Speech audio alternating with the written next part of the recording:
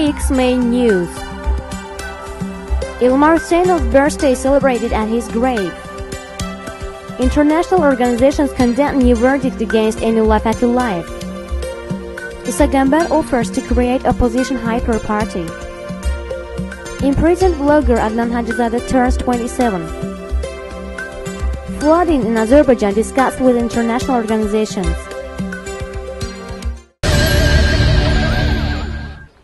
On 17th July, a group of supporters of freedom of speech celebrated the birthday of Monitor Journal's editor-in-chief Ilmar Huseynov, who was murdered on 2nd March 2005. Today, Ilmar should have turned 43. Traditionally, every person loyal to freedom of speech visits Ilmar's grave on 17th July, and thanks to him, said Ganun Publishing House founder Shahbaz Khudoğlu, and noted that the number of independent journalists is decreasing from year to year, but attacks on freedom of speech are increasing. However, those who respect values of freedom continue Ilmar's way in spite of difficulties and threats, he added. Müsavat Party chairman Issa Gamber thanked Ilmar's father, Sabit Huseynov, for giving the Azerbaijani people a son who is such a genius. He sacrificed his life for the people whom he wanted to see become independent, said Gamber. The Azerbaijani government is not doing anything to solve the murder, said Institute for Reporters' Freedom and Safety chairman Emin Huseynov. They do it intentionally. It is part of government policy to suppress freedom of speech in Azerbaijan. Tehran Information Agency Director Mehman Aliyev talked about Ilmar's role in the history of Azerbaijani journalism and the development of free thinking in Azerbaijan. Ilmar's father Sabir Huseynov thanked everybody who celebrated his son's birthday. He said he believes that the day of punishment for the murderers of his will come soon. Zirkalo newspaper's editor-in-chief Elchin Shuklu said in his speech that he wishes that Ilmar's son Aslan, who is living abroad with his mother, will be able to visit father's grave freely.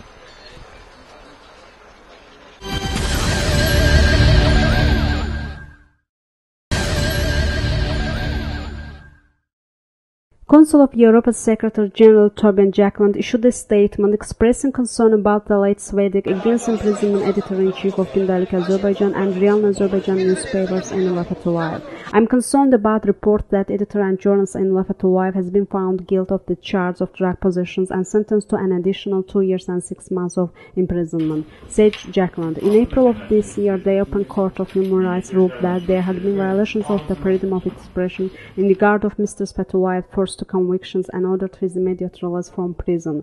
I call on the government of Azerbaijan to comply with the ruling of the European Court of Human Rights. The Secretary-General stated that he will continue to closely follow this case because Azerbaijan is a member state of the Council of Europe and therefore is legally bound to respect the accepted standards on human rights, democracy and the rule of law.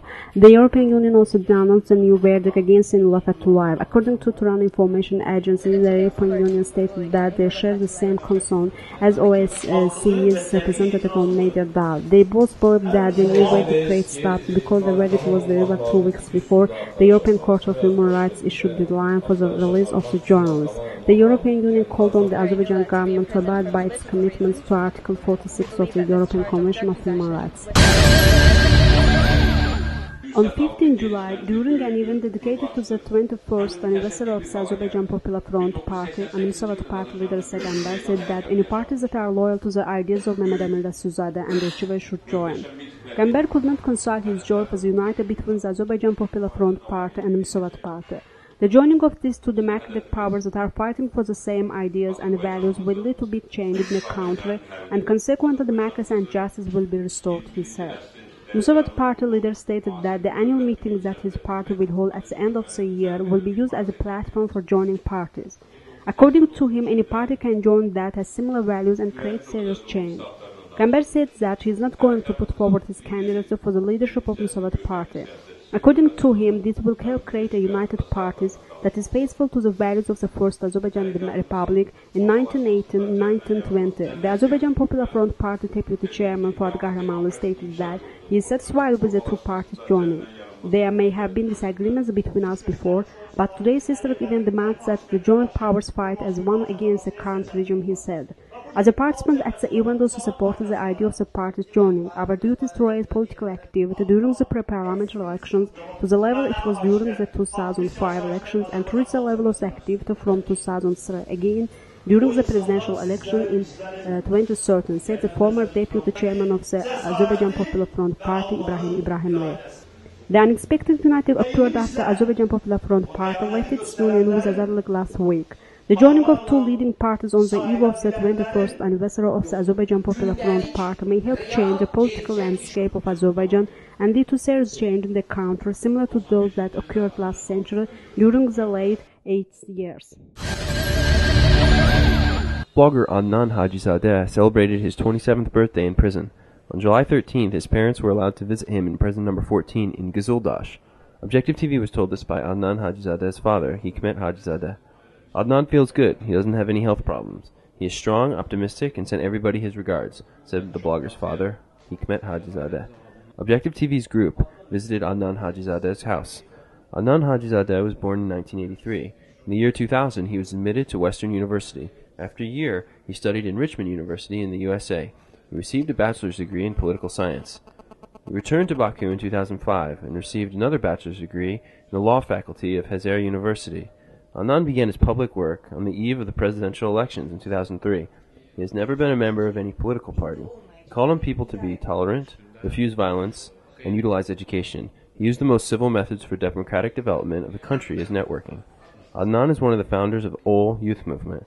Adnan Hajizadeh and his friend Amin Milli were sentenced to 2.5 years imprisonment on the 11th of November in 2009. On July 8th, Adnan Hajizadeh and his friend Amin Milli were sitting at a table in a Lebanese restaurant along with several other young adults when two people that looked like sportsmen came up to them and attacked them. However, they were convicted in beating the sportsmen, who were called Babak Husseinov and Vusal Mamadov.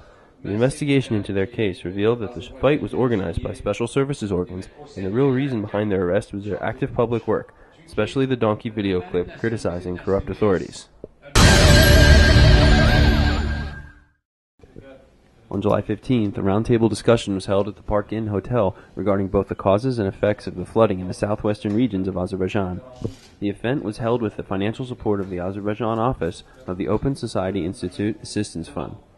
During the discussion, the Kur Civil Society Organization presented to the representatives of international organizations information about the disastrous aftermath of the flood that damaged 40 regions and affected 110 hectares of land in Azerbaijan.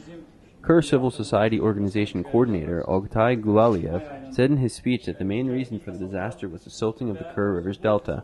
According to Gulaliev, if over the past 5 years 1 billion AZN would have been properly allocated for irrigation, the flooding would not have happened. The Society's media group head, Idrak Abbasov, showed video clips regarding the issue. He said that progress had stalled on repairing the damages left by the flood. The flood was not a natural disaster, as the government claimed, said ecologist Sevil Yubashova.